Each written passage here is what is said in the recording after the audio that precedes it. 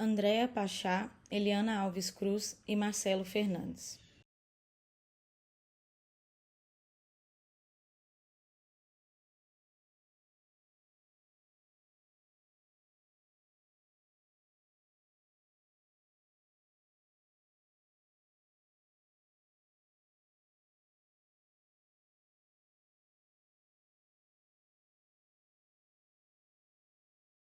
Ministério da Cultura e GE Aerospace apresentam a segunda edição do Flipetrópolis.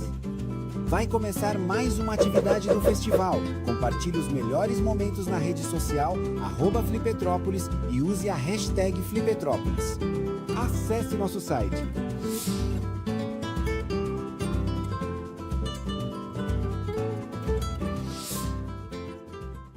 O vídeo a seguir possui recursos de legenda e libras. Apresenta cenas dinâmicas que registram diversas manifestações culturais de todas as regiões do Brasil, ambientado tanto nas ruas, nos palcos, como em grandes eventos e produções ou ambientes intimistas. O vídeo é plural, com agentes culturais de todas as idades, etnias, roupas e figurinos coloridos próprios de cada expressão cultural. A cultura é um dos mais preciosos instrumentos de democracia. É um canal de expressão plural que permite a convivência de diferentes vozes, histórias e visões de mundo. E por isso a cultura, tal qual a democracia, deve ser defendida e fortalecida. Essa é a função da Lei Rouanet, a principal política pública de incentivo à cultura brasileira. Com ela, perseguimos a missão de assegurar o acesso democrático à produção e à difusão cultural. Ao longo de mais de 3 décadas, a Rouanet permitiu que inúmeras iniciativas culturais, antes inviáveis, ganhassem o mundo. Revelou histórias, preservou tradições e transformou vidas. Lei Rouanet, há 33 anos tornando a cultura brasileira mais plural, acessível e democrática. Logos, Lei Rouanet, Ministério da Cultura, Governo do Brasil, do lado do povo brasileiro. Em seguida, inicia-se outro vídeo institucional do governo brasileiro. Ao longo da narração, há imagens de vários tipos diferentes de brasileiros e os demais ambientes em que vivem. Imagens de maquininhas de cartão diversas e telefones fazendo pagamentos para vários tipos de comércios, como feiras e supermercados. Imagens de pessoas comendo e fazendo comidas de maneiras variadas. Imagens de fábricas, cidades, manifestações, jovens nas escolas, favelas, casas no interior e todos os diferentes cenários que vivem os povos brasileiros. No canto inferior direito está a intérprete de Libras. Ela traduz tudo o que é falado. A gente vai sim se posicionar pela paz quando houver guerras. A gente vai sim garantir com o pé de meia que o jovem siga na escola, faça o Enem e se torne universitário. A gente vai sim lutar do lado das nossas empresas que exportam e levam a força do nosso trabalho para o mundo inteiro. A gente acredita sim em um país forte e independente, um país que diz não para os privilégios e sim para a justiça social. Eu digo sim ao povo brasileiro. Governo do Brasil do lado do povo brasileiro. Ao povo brasileiro. Governo do Brasil do lado do povo brasileiro. Ao povo brasileiro. Governo do Brasil do lado do povo brasileiro. Ao povo brasileiro.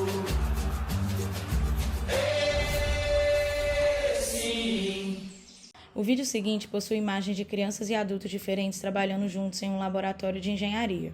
Eles estão fazendo projetos de aviões de papel, que eventualmente são amassados. Escrevem contas em quadros, trabalham em computadores, até fazerem juntos um grande avião de papel realista que está parado em um hangar e depois decola.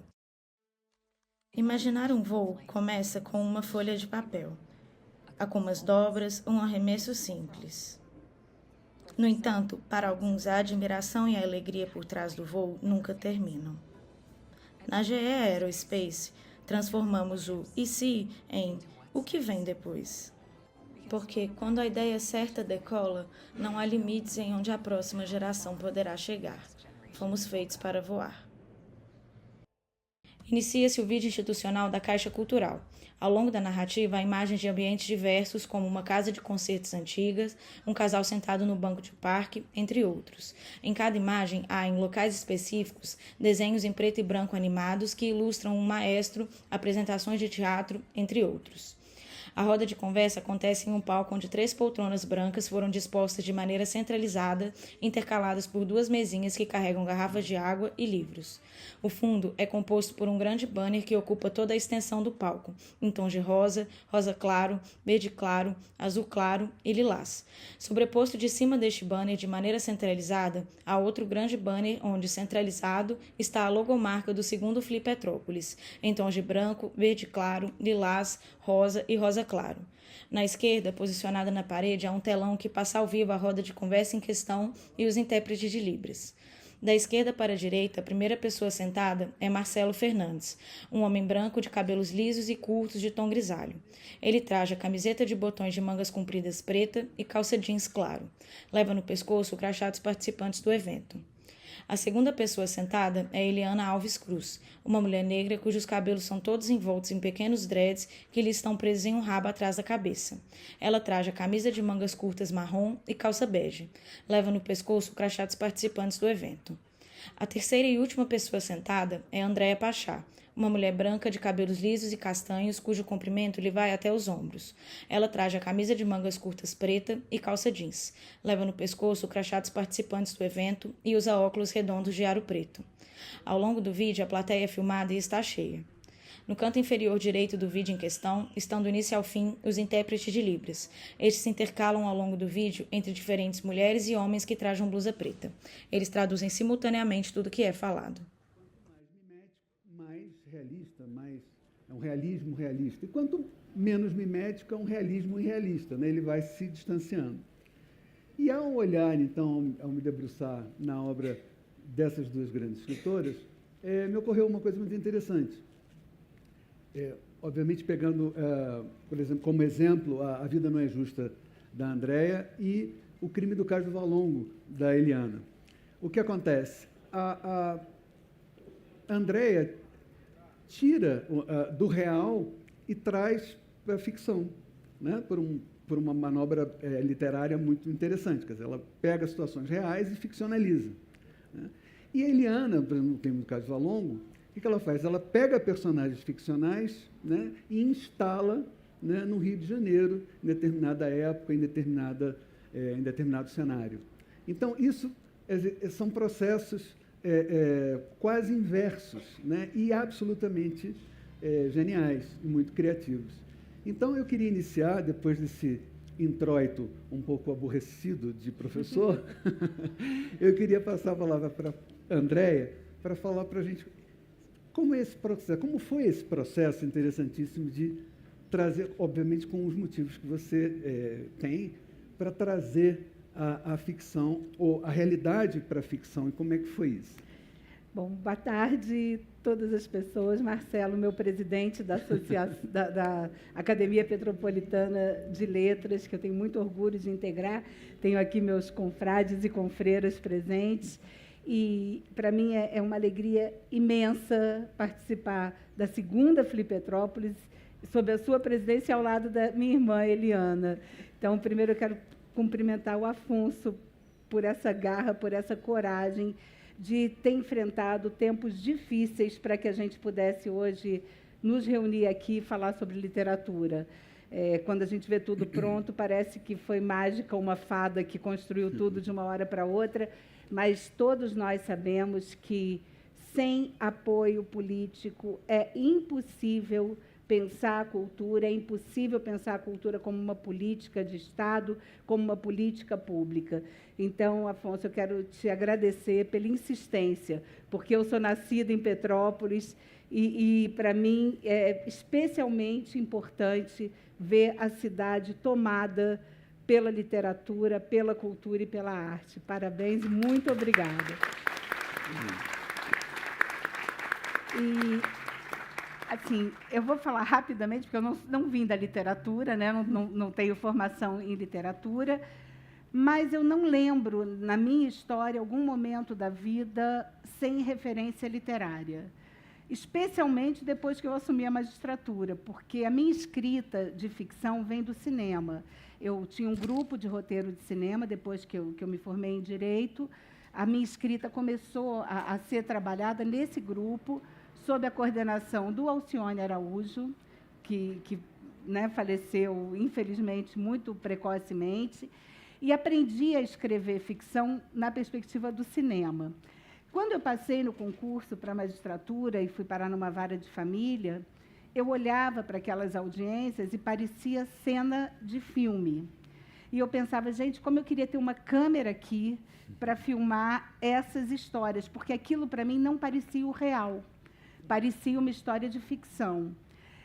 E, em alguns casos, eu chegava a pensar, olha, se eu escrevesse essa história tal como ela aconteceu aqui, dificilmente as pessoas acreditariam que se tratava de uma história real. Então, eu precisei inventar uma personagem, inventar um cenário, inventar um contexto, para que eu conseguisse, de alguma forma, transformar aquelas histórias que eram reais em histórias assimiláveis pela literatura. Porque, seguramente, é muito curioso, né, gente? Eu tenho na Vida Não É Justo, especialmente quando você fala desse livro, nenhuma das histórias é real, exceto uma. E é a história mais improvável que tem no livro, que chama O Enterro do Filho de Édipo. Essa história é real do começo ao fim, com nome, sobrenome, e assim, exatamente aconteceu o que está narrado nessa crônica. E era uma história de um casal que tinha perdido um bebê, a criança nasceu na hora do nascimento, a menina tinha 15 anos, foi internada, ela pariu sozinha em casa, chamou a vizinha, foi para o hospital, quase teve uma infecção, ficou internada uma semana, teve alta, e na audiência aparecia ela, o pai da criança, que tinha 21 anos, e o pai dela, que só soube da gravidez depois do parto. E a mãe aborrecida, porque estava ali, porque tinha que trabalhar, enfim, uma tragédia, uma história horrorosa. E eles precisavam de uma certidão de óbito para poder sepultar o feto que tinha ficado no Instituto Médico Legal. E, naquela ocasião, não se sabia se a criança nascera viva ou morta. Só depois do laudo se constatou que a criança tinha nascido viva. Então, precisava registrar o nascimento e o óbito para autorizar o enterro um ano depois dessa tragédia, um mês depois, desculpa, dessa tragédia. E a criança nasceu viva e assim, eu estava tão horrorizada com aquilo ali acontecendo, e a grande questão daquele casal era saber se registrava Kaique com K ou Kaique com C. Esse foi o grande embate, era como se eles não se percebessem personagens daquela tragédia. E aí eu falei, olha, isso é uma bobagem. Enfim, finalmente conseguimos chegar a um acordo quanto ao nome. E aí o pai da criança falou assim, pode mudar meu nome aí também? Aí eu falei, por quê? Foi porque eu não gosto do meu nome. Ele chamava Édipo. E ele chamava Édipo porque a avó dele era fã de uma novela que tinha um personagem chamado Édipo, que era o Felipe Camargo, que fazia um par com a Jocasta, que era a Vera Fischer, e ele chamava Édipo. Aí eu falei, mas você sabe quem foi Édipo? Ele falou, não. Eu já estava com um dia perdido, eu já não tinha mais condição de fazer a audiência. Eu falei, então senta aí que eu vou contar. E comecei a contar para eles e para a mãe da moça quem era Édipo. Eu falei, olha, Édipo foi um rei justo e bom. Édipo não sabia quem ele era. Enfim, contei. Enquanto eu narrava para eles a história do Édipo, eles, com os olhos arregalados, me olhavam. E aí ele falou assim, no final, caraca, o cara comeu a mãe e matou o pai. E essa foi a conclusão que aquele Édipo chegou da história que eu contei. Eu falei, pois é, meu filho. Então, assim, Édipo... Eu falei, esse é Édipo. Então, quando você quiser mudar seu nome, pensa nessa história que eu te contei. E eles foram embora, e eu lembrei disso porque eu cheguei em casa, liguei para o Alcione e contei essa história. E a gente não conseguia realizar que aquilo tinha acontecido de fato, parecia mentira. E essa eu pude contar com nome e sobrenome, porque não era segredo de justiça. Mas a realidade e a ficção nesse ambiente acabam se misturando. E quando a gente escreve, eu não sei como é, Eliana, mas eu, pelo menos, tenho um vício em contar história a partir de qualquer situação corriqueira. Eu sou incapaz de andar de táxi sem sair do táxi com uma história pronta para contar. Então, é como se a realidade existisse para me municiar de histórias que um dia posso contar ficcionalmente. Meu processo foi desse jeito, foi uma tentativa de tornar palatável aquela realidade. Por isso que eu fui para a ficção. Maravilha. Agora, eu vou inverter para a Eliana. Acho que um dos maiores romances modernos, romance histórico, digamos assim, bem que o rótulo é sempre colocar numa caixinha, mas, de qualquer forma, o processo que eu quero falar é análogo ao seu, de certa forma, que é O Nome da Rosa, do Umberto Eco, né, que ele, na verdade, ambienta uma história absolutamente policialesca, né, com todos os ingredientes, né, de uma história de Agatha Christie, enfim. E, inclusive, né, ele nomeia um romance genial, né? Então, o bibliotecário é uma homenagem ao Borges, né, que é cego, não vê as coisas. Então, é um romance genial. Porém, é uma história ficcional dentro de um ambiente, de um cenário histórico, medieval, etc., num mosteiro histórico. E no pós-escrito ao Nome da Rosa, ele conta uma história muito interessante. Ele fala que ele fez muita pesquisa, obviamente, e aí alguém perguntou assim para ele: professor, quando eu estou lendo que tal o Watson, né, e o William, os dois estão andando no corredor, a impressão que eu tenho é que é exatamente o tempo que eu estou lendo, o tempo que ele chega na cela. Aí ele falou assim: é porque eu fiz um croquis, eu fiz um mapa do mosteiro para mim e eu calculava o tempo que levava. Aí eu fiquei pensando assim: Eliana, você também foi cerebral assim na sua pesquisa para, eu digo não a esse ponto, mas a sua pesquisa para... Não, a esse ponto. Eu entro no Google Mapa e eu vejo quanto tempo leva a pé de um lugar para o outro. Tem que ser crível, né? Bom, primeiro, uma alegria estar aqui mais uma vez, uma alegria estar com meu amigo Afonso Borges. Ele me chama para batizado de boneca, eu vou. Ele me chama para aniversário de cachorro, eu vou. Porque é isso, né? A gente tem que prestigiar quem realmente luta pela cultura no Brasil, que é um país tão carente de manifestações, ou melhor, o Brasil é abundante em manifestações culturais, ele é carente de quem aporte atenção e dinheiro nessas manifestações culturais. Então, é lindo estar aqui, é lindo ver essa cidade. No dia do jogo do Flamengo, meu filho achou um absurdo eu estar aqui nesse dia. Achou um absurdo. Falei assim, mas eu sou botafoguense, qual é o problema de eu estar aqui? Duas. Caramba! E é uma demonstração de prestígio, por né? Por favor, né? Tem gente que não é flamenguista. Mas ele achou, não vai ninguém. Olha aí, olha vocês aí, né? Então, voltando à nossa questão literária, é isso, a Andréa tem toda a razão, a gente vive assim, e a gente vive num país muito surreal, né? Se a gente pensar na nossa história recentíssima, vai algum escritor escrever isso, gente? Parece... Pelo amor de Deus, o roteirista do Brasil é infinitamente mais criativo que eu. Eu não consigo concorrer com esse cara. Parece uma coisa do Garcia Marques. Eu não consigo. Garcia Marques, total. Negócio uau, né? Enfim. Então, não consigo concorrer com a realidade, mas eu me nutro dessa realidade também para escrever. Sou a fofoqueira escritora que fica escutando os diálogos, que fica vendo as situações, que tudo aquilo pode virar depois matéria para você, né? Para enriquecer um personagem, o jeito de falar, as novas palavras.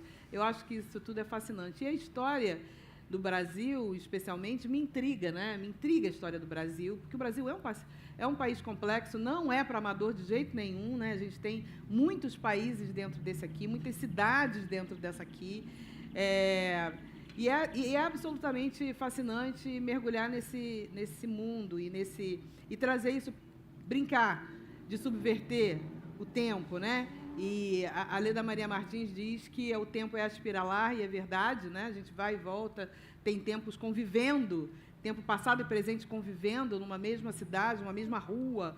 Então, isso é incrível a gente trazer para a literatura.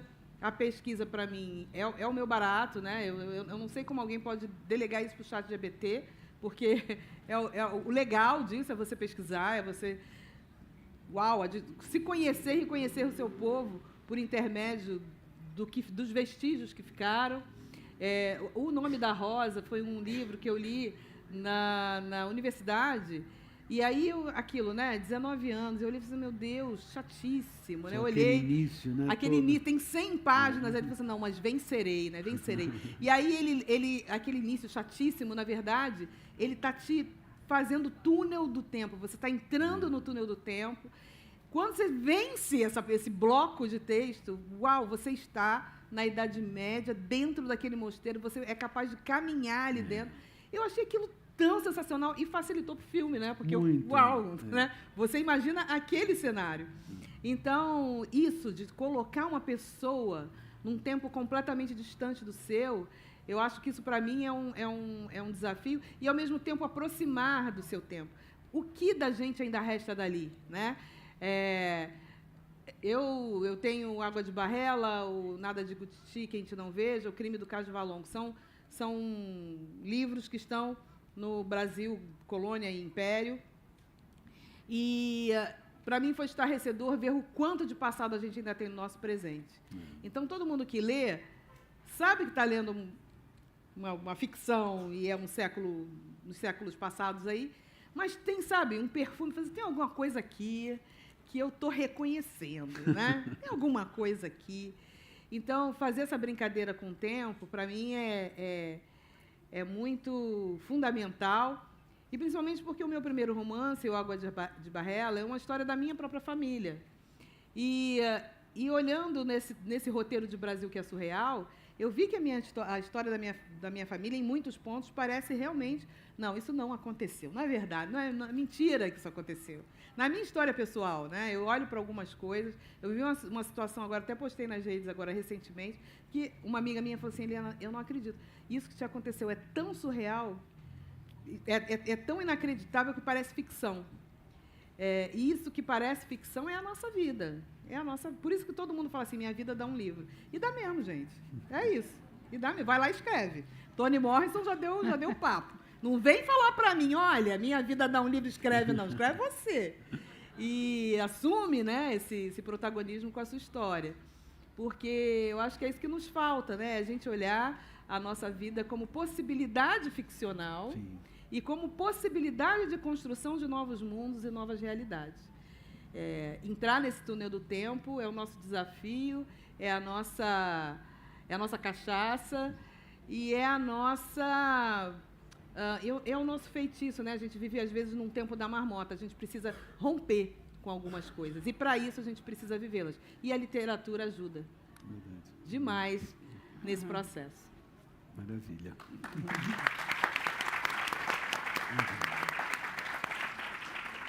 André, você falou da sua formação em roteiro de cinema e assim é bem perceptível na tua narrativa assim as decoupagens, a gente percebe os planos, assim, quer dizer, percebe que há por trás, né, da narrativa, obviamente, um olho muito muito bem focado. Agora, eu queria te perguntar, quando o seu texto foi para adaptação para o vídeo, e foi um sucesso, né, retumbante, como é que você viu? Assim, porque uma coisa você saiu do papel, você tinha a cena, e quando ele vai ser transliterado, como é que foi a sua recepção? Eu lembro que na época, a Silvia Gandelman, que me representava, e aí veio a proposta para a aquisição dos direitos autorais para fazer a série. E eu fiquei na maior dúvida, porque eu falei, gente, o que eu queria fazer era contar essas histórias, já estão escritas. Então, eu acho que está pronto, eu acho que não é o caso. E eu tinha muito receio, porque como são histórias que eu tive muito cuidado de trabalhar a complexidade humana, as contradições, tive muita delicadeza e assim, de tratar aquelas personagens. E se tratava de casos de justiça, que hoje tudo é transformado em confronto, em escândalo, né? em dual, eu tinha muito receio de que aquilo virasse um programa como aqueles quem tem razão, o traidor ou trair, você decide. E aí falei isso, falei da minha apreensão. E a Silvia me disse que ela na época, representava também o João Ubaldo e o Jorge Amado, se eu não me engano, e ela contou de uma conversa dos dois, quando o Ubaldo foi vender os direitos do Vivo Povo Brasileiro, o conselho que ele recebeu do Jorge, assim, venda caro e não assista. E eu falei, não, gente, eu queria participar, porque ao mesmo tempo eu também achava legal, porque é uma forma de você democratizar teu trabalho, fazer teu trabalho chegar em lugares onde o livro não chegaria. E aí o roteirista teve muito cuidado em adaptar e me pediu para trabalhar com ele na revisão do roteiro. Então, eu tive oportunidade e eu tentava assim, ser o mais isenta. Eu falei, não quero, é outro trabalho. Eu não interferi muito, eu acompanhei as filmagens todas, mas eu achava que era uma outra forma de expressão. E fiquei muito feliz com o resultado, porque eu acho que tanto a adaptação quanto a direção tiveram esse mesmo cuidado de captar a dificuldade que é você decidir questões que você não pode julgar ninguém. Qualquer personagem, naquelas circunstâncias, tinha o direito de fazer o que elas faziam, de se comportar como se comportavam. Então, essa dificuldade de ser delicado num mundo tão binário é cada vez mais raro, né? E isso é um desafio para a literatura. A gente tem um compromisso com o humano. Então, quando você tem um compromisso com o humano, você não pode perder o olhar. Assim, a gente é capaz das maiores proezas e das piores crueldades. Então, eu temo que a falta de densidade humana na hora de produzir um texto contamine o processo literário. Então, é muito, muito duro ter que...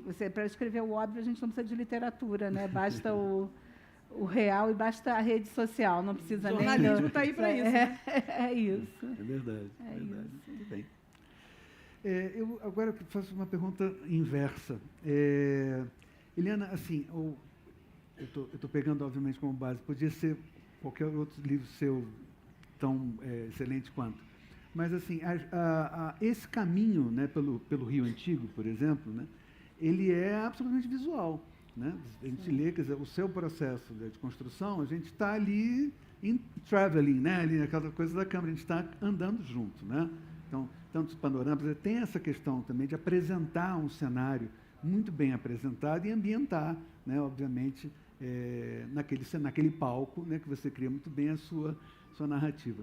Você chegou a pensar, quer dizer, quando você criou, assim, porque assim, eu acho que o Crime do Cais Valongo daria um filmaço. Você chegou a pensar nisso, assim, alguma vez? Ou alguém chegou a te sondar? Sim, ele já está numa produtora desde 2019. Olha, que maravilha. E a gente está roteirizando ele, né? Agora passou num primeiro processo da Ancine. Olha, que maravilha. Vamos ver o que acontece, porque é isso, o audiovisual no Brasil é um processo muito lento, demora, às vezes, décadas. Uau, né? Mas quando ele sai, também ele alcança... Né? Muito mais gente do que a literatura alcança. Então, quando eu escrevi, eu não pensei nisso, não escrevi pensando nisso. Sim. Mas, assim que ele saiu, e foi o Simas que esteve aqui mais cedo, né? Quem primeiro escreveu uma resenha sobre ele, escreveu uma página no Globo, e ali, a partir daquela página no Globo, uma produtora comprou o livro, leu e já me contatou. Só que veio pandemia no meio, uma loucura. Difícil, mas não é tão fácil quanto a gente pensa, né? Porque o roteiro, ele é um instrumento técnico. Sim. Então, num livro você pode incendiar uma cidade. Vai incendiar uma cidade no roteiro. São alguns milhões para você fazer isso, né?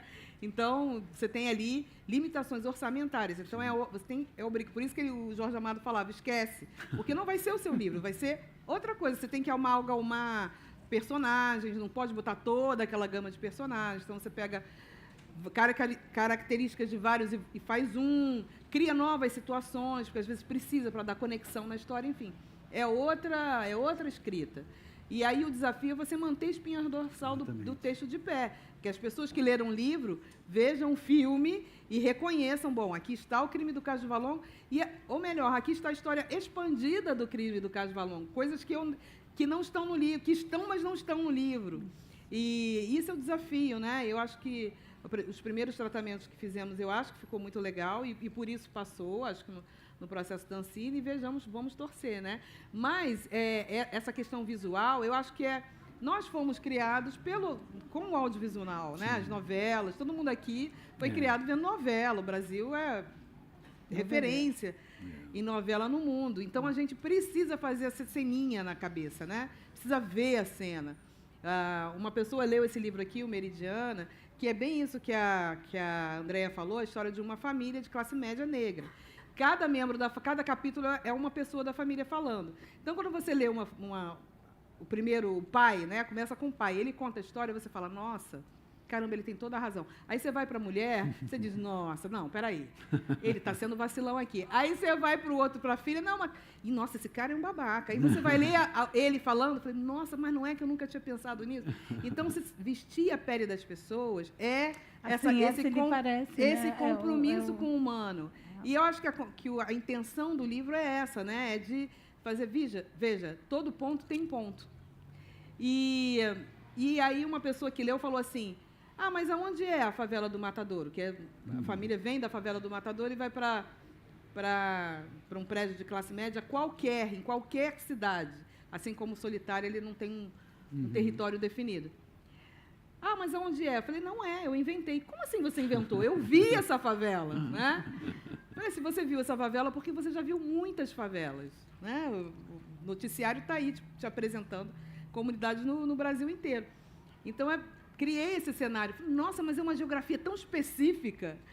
Então, você criar esse cenário e dar a esse cenário um perfume de realidade, aí é a mágica da literatura, porque para a realidade temos o Jornal Nacional.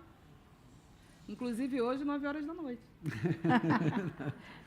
E o cinema, o roteiro, não te dá a liberdade que a literatura dá. Você pode escrever uma obra contando aquela história com a voz de vários personagens. Exato. Quando você vai contar uma história no cinema, fica um cinema ruim, se você louco. coloca cada personagem contando a sua história. É arbitrário, você escolhe um olhar que vai conduzir aquela história. Então, você pode pegar esse livro e produzir 5 filmes completamente diferentes um do outro, e a história é a mesma, porque a história está acontecendo ali.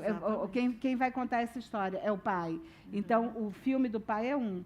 Se você vai contar essa história na perspectiva do filho, é outro filme e é outra história. E você escolher que história vai contar é muito arbitrário. Aí, por isso que é bom que tem um roteirista, porque quando você escreve um livro, você não tem muita coragem de sair cortando os personagens que você inventou. É uma loucura, né? A gente tem que cortar na própria carne. Vocês estavam falando, eu estava pensando 2 coisas. Primeiro, essa questão do impacto de ver, né, a sua obra, enfim, em outra linguagem, né? E o subtítulo da nossa mesa é exatamente a carpintaria do texto na literatura, no cinema e no teatro. Portanto, esse diálogo. Eu me lembrei de 2 coisas. O Maurício de Souza, né, da Turma da Mônica, ele, quando viu o desenho pela primeira vez, ele se adorou e tal, mas as vozes dos personagens não eram a que ele tinha imaginado. Na cabeça dele, as vozes eram outras, né? Quer dizer, isso é uma coisa que acontece muito. Às vezes um personagem, né, com vida, né, assim, mas eu não tinha pensado que ele pensasse dessa forma e tal. Isso é muito interessante. Sempre que houver isso, a gente vai ter esse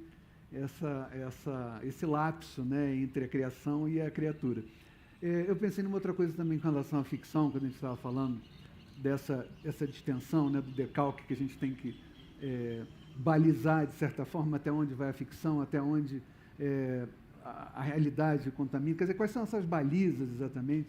Eu me lembrei de uma fala, a gente estava falando de novela, a Eliana estava falando da nossa tradição, a Andréia falou da nossa tradição de noveleiros, né? Pelo menos uma geração, toda a nossa geração, acho que toda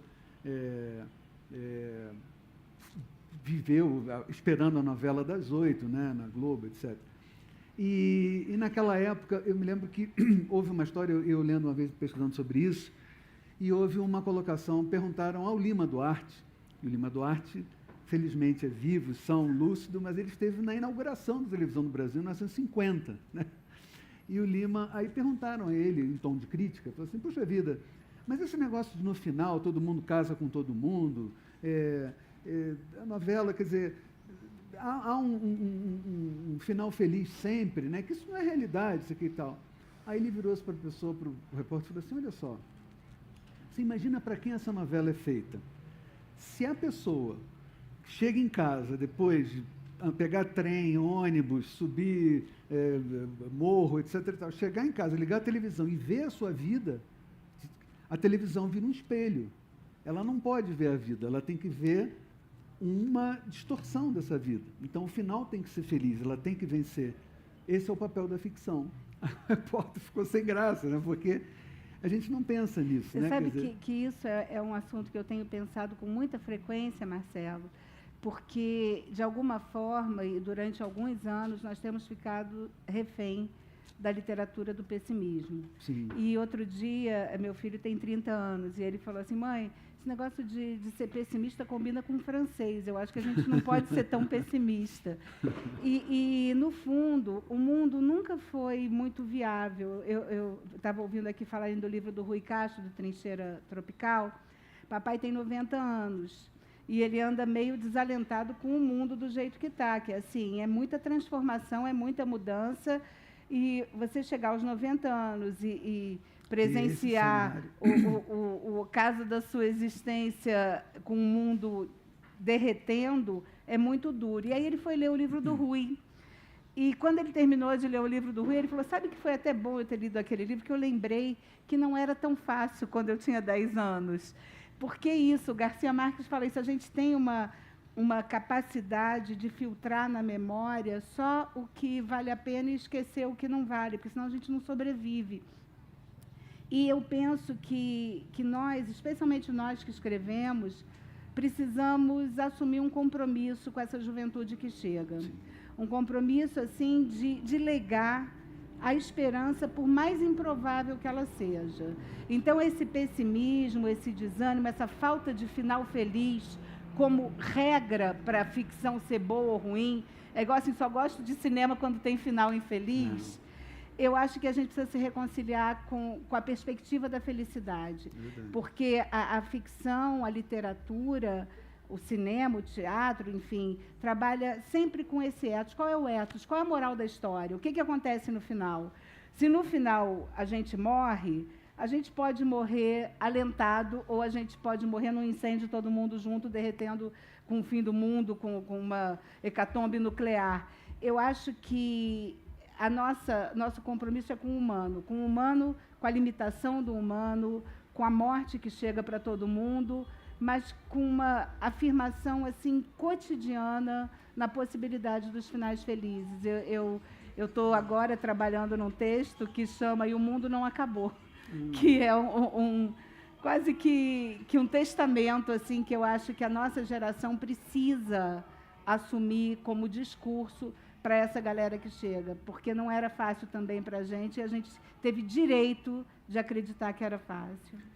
É verdade. Na história recente do Brasil, quer dizer, a literatura, ela assume, quer dizer, depois, né, obviamente, do período lamentável da ditadura militar, então a gente teve um ressurgimento, obviamente, da literatura, que sempre resistiu, mas, assim, em face, como você bem colocou, Eliana, assim, da história recente, que é um romance, quase que um romance de realismo mágico, né? São personagens inacreditáveis. Né? Então, assim, é verdade, quer dizer, se impõe que realmente a literatura, não como uma perspectiva poliana, não, né? Não, assim, de jeito mas realmente nenhum. Não acreditar mesmo na Para ser esperançoso, atualmente, não dá para ser ingênuo, não cabe. Exatamente. Não cabe. Mas, olha, sabe o que eu acho? Eu acho que a gente tem ferramentas que a gente não usa. A escritora Miriam Alves, né, uma das criadoras dos Cadernos Negros, Conceição gosta muito dela, e eu também, uma pessoa incrível. Conheçam Miriam Alves. E ela tem uma fala que eu acho sensacional. O que para muita gente é realismo mágico, para a gente é só realismo, porque a gente vive o sobrenatural todo dia. O brasileiro, ele tem um componente que mistura fé e magia, e que isso para a literatura é muito interessante. Então, quando eu resolvi lançar mão disso, para não cair na dor pela dor. A dor pela dor não me interessa. É óbvio que, quando eu escrevo a história de pessoas que foram subalternizadas, escravizadas, humilhadas, não tem como não falar da dor. A questão não é se eu vou falar ou não, é como eu vou falar e que fim eu vou dar nisso. Então, que propósito? Qual o propósito? Para que eu estou escrevendo isso aqui? Então, isso me fez mais econômica. Eu podia botar uma sangueira, uma carnificina, um desespero, porque, gente, o que nos aconteceu foi isso. Uma sangueira, uma carnificina, um desespero. Se vocês tiverem curiosidade, entre na hemeroteca da Biblioteca Nacional, faz uma pesquisinha básica, bota assim, fugiu.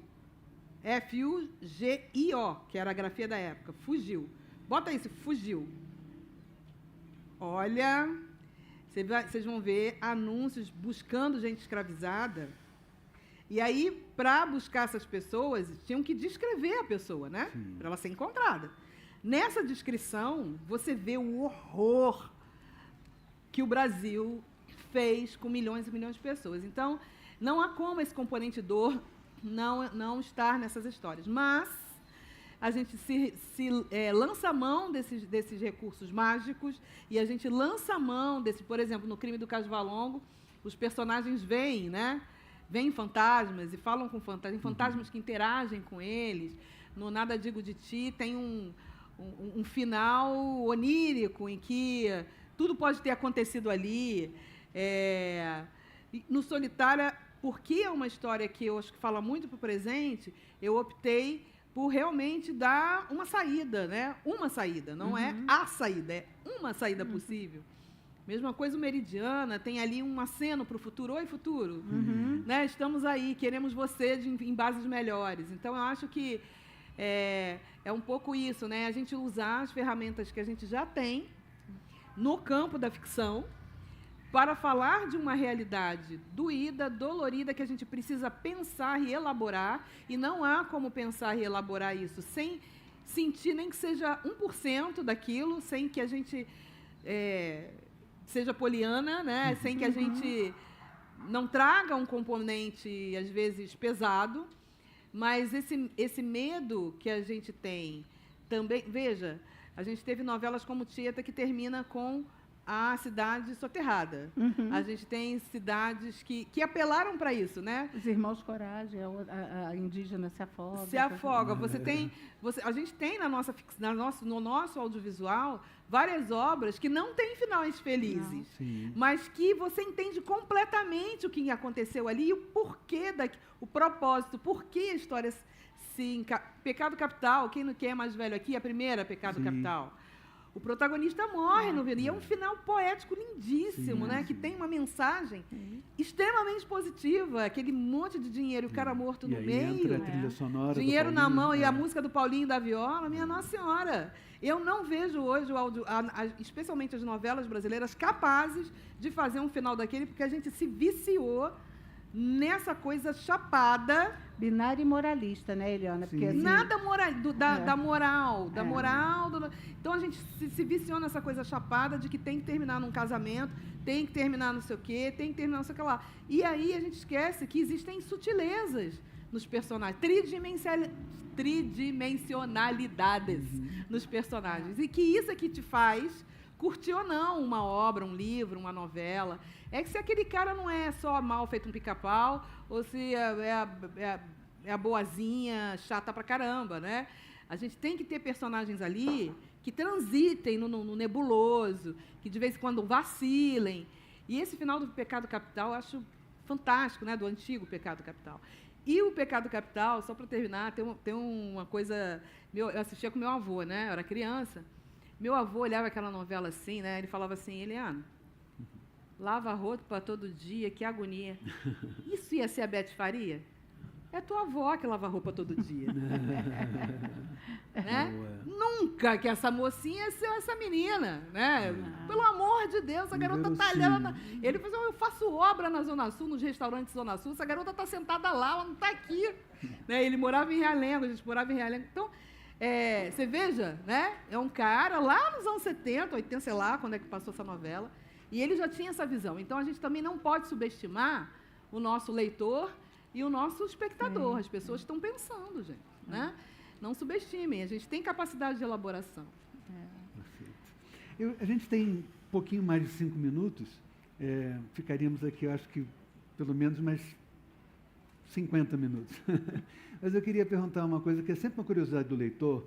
Eu sei, às vezes chega um aluno, você lê um texto meu, esse aqui é o senhor que pensou dizer? Eu falei, não necessariamente, mas eu queria te perguntar, André, alguém chegou, assim, depois, obviamente, você disse assim, doutor, esse aqui não sou eu? Várias pessoas, e assim, não só esse aqui não sou eu, como eu fui interpelada, por que eu não contei a história deles? Porque eu fui juíza nessa cidade, fui juíza numa vara de família há 20 anos. E eu lembro, no dia que eu lancei o livro, a curiosidade das pessoas era assim, era se identificar no livro. Mas o que eu recebi de identificação não veio daqui. Eu recebi muitas mensagens assim, Amapá, Rondônia. Eu tenho certeza que você escreveu essa história porque alguém contou a sua história para mim. Isso é uma coisa legal quando você encontra histórias que são universais, né? Porque você fala de um casal que podia ser qualquer casal, em qualquer lugar do país, em qualquer lugar do mundo. Então, essa escrita é a escrita que me interessa. Eu gosto menos da pesquisa, Eliana, da pesquisa, eu gosto menos da pesquisa, do cenário, porque, né, tem uns livros que você vê que tem uma descrição do espaço, a questão espacial. A minha literatura, eu acho que cisca mais para dentro. Eu gosto dessa coisa assim, o que pensa, é quase uma literatura de divã, sabe? O que essa pessoa pensa, de onde ela vem, em que contexto ela cresceu. Antes de eu escrever esse personagem, na minha cabeça, eu já tinha construído uma história inteira para esse personagem, que não necessariamente aparece no texto. Mas eu sei, se você perguntar qualquer uma dessas personagens, eu sei em que trabalha, como é que viveu, como é que foi a infância, o que teve de problema. Isso tudo eu construo antes de chegar naquela cena onde ela conta aquela história. Muito bom. Assim, essa questão, né, porque Eliana também tem, obviamente, tem outras obras que são universalizadas, né, que também pode, a Favela do Matadouro não pode ser qualquer uma, né, até foi tão verossímil, né, que a pessoa perguntou. Então, e com você, alguém também chegou e falou assim, olha, acho que isso aqui é a minha história, ou se identificou profundamente? Muito, nossa, né? Porque... profundamente. Eu sempre conto essa história, né? Eu fui para a Bienal de São Paulo ano passado, aí 3 meninas vieram falar comigo, que elas são filhas de empregadas domésticas, elas leram livro, e por que elas leram livro... No Solitária? No Solitária. Porque elas leram um livro, elas decidiram fazer o vestibular e todas passaram para a USP. Bacana. Que bacana. Então, assim, aquilo ali me quebrou, né? Eu falei, gente, que não tem prêmio maior que isso, porque além, né? o que pode a literatura? Pode muito. Ainda bem que isso não é aquele personagem daquele filme argentino, A Obra-Prima, lembra desse personagem? Que ele volta para a cidade natal e as pessoas da cidade se identificam na obra dele e querem matar ele. Não, muita gente se identifica, né? Pelo Água de Barrela, a população negra brasileira tem esse gap, né? Tem esse buraco, tem essa lacuna de não saber de onde veio. Então, quando você vê uma história, que é uma história real de uma família, mas ficcionalizada, mas com elementos reais, que remontam essa linha de história, essa árvore genealógica, as pessoas dizem, nossa, podia ser a minha história, né? Então, eu acho que isso é bem bacana. Algumas pessoas se identificam também por esse lado aí, né? Faz parte. Tem uma famosa, bem famosinha, que isso foi bacana também, né? Ela me escreveu e disse assim, eu tô chocada porque eu fui aquela menina lá, chata pra caramba daquela história. Eu fui aquela garota, eu tô chocada, eu li o livro e eu ficava me vendo ali, disse, meu Deus, que pessoa horrível que eu era. Ai, que bom. E eu tô agora empenhada para não fazer da minha filha essa menina. Então, isso é bacana, eu acho que felizmente, eu tenho só boa. Ninguém quis me matar ainda, né? Porque é sempre uma possibilidade. É o isco. Mas é para isso que a literatura está aí, né? Para a gente mergulhar. Eu queria terminar com uma historinha sobre ficção, que a gente começou falando de ficção, e é uma história que eu contava para meus alunos muito interessante, né, para fazer essa distinção. Eu estava com meu filho mais velho, ele era pequenininho, estava vendo um vídeo, a gente estava deitado no chão e o cachorro da gente estava deitado do lado, ele estava deitado no cachorro, um cachorrão. A gente estava vendo um desenho sobre cachorro, e os cachorros dialogando no filme e tal. Não, porque a gente vai fazer aqui. Aí eu virei para ele e falei assim, filho, engraçado, né? Ele tinha uns 3 anos. Engraçado, né? Ele falou assim, o quê, pai? O Luke, ele não fala, né? É engraçado. Ele falou assim, claro, pai, porque ali é um desenho. Ele aqui, está aqui, ele é de verdade. Ele já tinha a separação do que era, né? Gente, nós chegamos, infelizmente, ao fim. Falaríamos muito tempo, mas é uma alegria, uma satisfação. Aqui. Obrigado. Obrigado. Obrigada, botafoguenses, Obrigada, tricolores, vascaínos, corintianos.